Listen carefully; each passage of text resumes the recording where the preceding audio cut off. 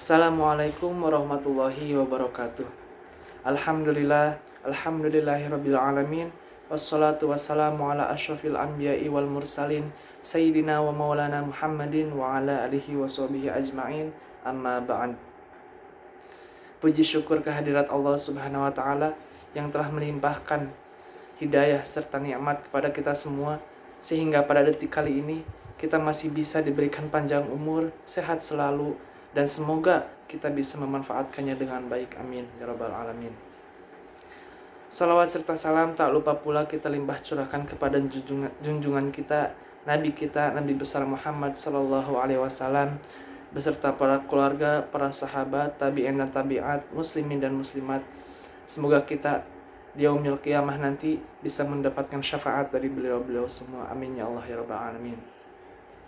Perkenalkan, nama saya Abdul Aziz Al-Sobar dari kelas 1 KPIA, ingin membawakan dakwah dengan tema meneladani akhlak Rasulullah SAW. Maulid Nabi ini pantas kita peringati oleh kaum wanita atau kaum ibu pada khususnya, dan umat Islam pada umumnya, dalam rangka memuliakan dan menyatakan terima kasih kepadanya. Karena selama hidupnya beliau telah mencurahkan segenap jiwa raganya untuk menyelamatkan kehidupan manusia dari kesengsaraan, kegelapan, kebodohan menuju kehidupan yang lurus, terang benderang, berbudaya dan beradab menuju kehidupan yang bahagia di dunia dan akhirat. Selanjutnya, sebagaimana kita baca dalam sejarah bahwa Nabi Muhammad SAW tercatat sebagai nabi yang paling berhasil melaksanakan tugasnya, mengemban risalah Allah dalam waktu yang singkat, dengan resiko yang kecil, namun pengaruhnya sangat luas dan terus berlaku hingga sekarang.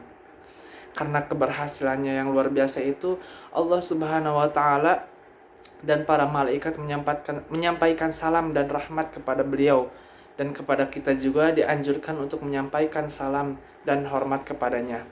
Antara lain, melalui peringatan Maulid ini, Allah Subhanahu wa taala menyatakan dalam firman-Nya, sesungguhnya Allah dan para malaikatnya bersolawat untuk Nabi. Wahai orang-orang yang beriman, bersolawatlah kamu untuk Nabi dan ucapkanlah salam dengan penuh penghormatan kepadanya. Quran Surat Al-Ahzab ayat 33. Selanjutnya, peringatan Maulid Nabi Muhammad SAW ini mengingatkan kita tentang pentingnya meneladani akhlak beliau yang mulia, serta mengamalkan ajaran yang dibawanya. Allah Subhanahu wa taala berfirman, apa yang diberikan Rasul kepadamu maka terimalah, dan apa yang dilarang bagimu maka tinggalkanlah. Quran Surat Al-Hasyr ayat 59. Di antara akhlak Rasulullah SAW yang patut kita teladani, atau ajaran yang dibawanya yang patut kita ikuti dan dilaksanakan, adalah sebagai berikut. Yang pertama yaitu melaksanakan sholat 5 waktu. Beliau menyatakan bahwa sholat adalah tiang agama. Sholat menjadi pembeda antara seorang muslim dan non-muslim. Sholat dapat mencegah perbuatan yang keji dan mungkar. Sholat merupakan mi'rajnya seorang muslim. Sholat merupakan kesempatan manusia berdialog, mengadu, dan memohon kepada Allah Subhanahu wa taala. Sholat juga merupakan amal yang pertama kali akan ditanya di akhirat. Jika sholatnya baik, maka akan ada harapan amal yang lainnya akan baik. Selain itu, sholat akan memberikan pengaruh kesehatan fisik dan ruhani, serta kesehatan sosial. Apalagi sholat tersebut dilaksanakan secara berjamaah. Karena demikian pentingnya sholat ini, hingga sampai menjelang ajalnya atau menjelang wafatnya, beliau mengingatkan umatnya agar jangan meninggalkan sholat. Yang kedua adalah untuk menghiasi diri dengan akhlak yang mulia. Dalam salah satu hadisnya, beliau menyatakan bahwasanya aku diutus ke dunia untuk menyempurnakan akhlak.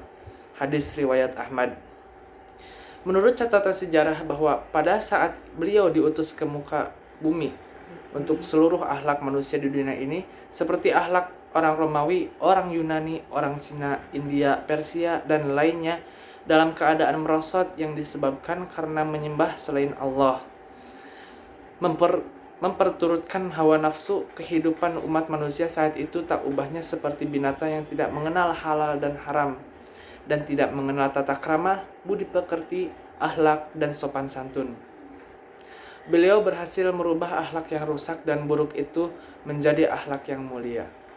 Di antara akhlak beliau ajarkan adalah menghormati, menyayangi, dan memuliakan orang tua, terutama ibu. Ketika ada seorang sahabat bertanya kepada beliau tentang siapakah orang yang harus lebih dulu dihormati, beliau menjawab, ibumu, ibumu, ibumu sampai 3 kali dan kemudian bapakmu. Akhlak mulia lainnya yang beliau ajarkan adalah menghormati dan memuliakan tetangga, karena tetanggalah orang yang terdekat dengannya. Akhlak kepada tetangga itu antara lain jika saling bertemu mengucapkan salam, jika diundang agar didatangi, jika sakit hendaknya dijenguk, dan jika meninggal hendaknya diantarkan jenazahnya ke pemakaman.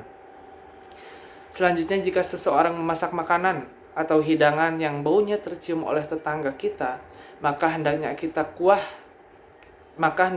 air kuah hidangan itu diperbanyak sehingga tetangga kita dapat diberikan hidangan tersebut.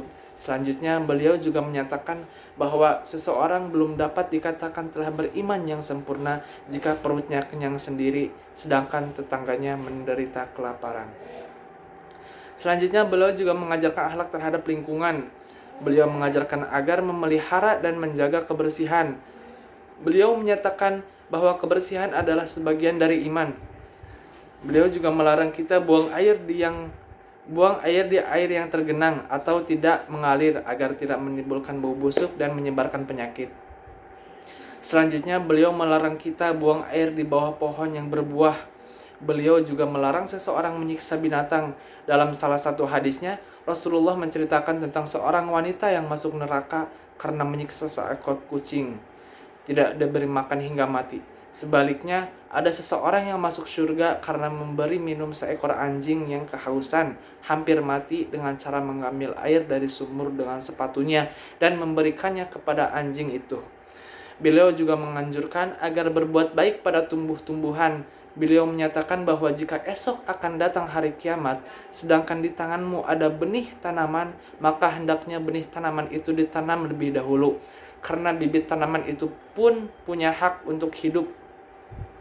Beliau juga menyatakan bahwa memelihara tanaman adalah ibadah. Beliau menyatakan jika seseorang menanam tanaman, lalu buah tanaman tersebut dimakan burung atau manusia, maka Allah akan mengampuni dosa orang yang menanam tanaman itu. Yang ketiga dari meneladani akhlak Rasulullah, yaitu melaksanakan fungsi dan peran sebagai istri atau sebagai ibu. Sebagai seorang istri, Rasulullah SAW mengajarkan agar kita menjadi istri yang salehah. Ini untuk para perempuan ya. Mengajarkan untuk menjadi istri yang salihah, yaitu istri yang taat menjalankan perintah Allah, taat kepada suami, menjaga amanahnya berupa harta, benda, termasuk diri kita sendiri. Ketika suami tidak ada di rumah, menyenangkan hatinya, menjaga kehormatannya, menghormati orang tua dan keluarganya. Semua ini dilakukan dengan ikhlas dalam rangka beribadah kepada Allah Subhanahu wa taala. Dan kita jadikan pelaksanaan tugas-tugas sebagai istri ini sebagai ladang amal guna meraih keridhaan Allah pada balasan pahalanya berupa surga di akhirat nanti. Dalam salah satu hadisnya, beliau menyatakan bahwa jika seseorang wanita taat kepada Allah dan taat kepada suaminya, maka ia akan dipersilahkan masuk surga dari pintu manapun yang ia sukai.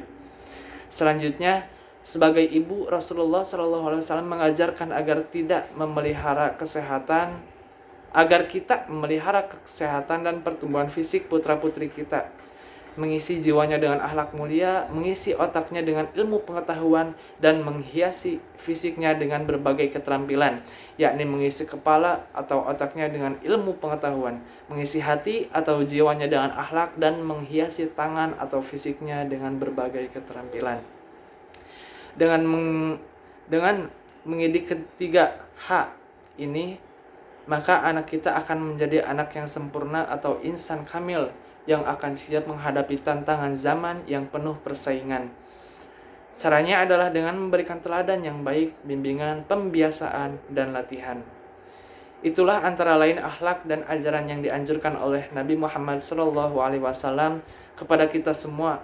Dan dalam rangka memperingati Maulid Nabi Muhammad SAW ini, marilah kita ingat dan renungkan dan kita amalkan kembali akhlak dan ajarannya itu, sehingga Maulid Nabi Shallallahu Alaihi Wasallam merupakan momentum introspeksi diri untuk kembali pada ajaran Nabi Muhammad Shallallahu Alaihi Wasallam. Demikian yang dapat saya sampaikan, kurang lebihnya mohon maaf. Wallahul muwafiq ila aqwamit thoriq. Wassalamualaikum warahmatullahi wabarakatuh.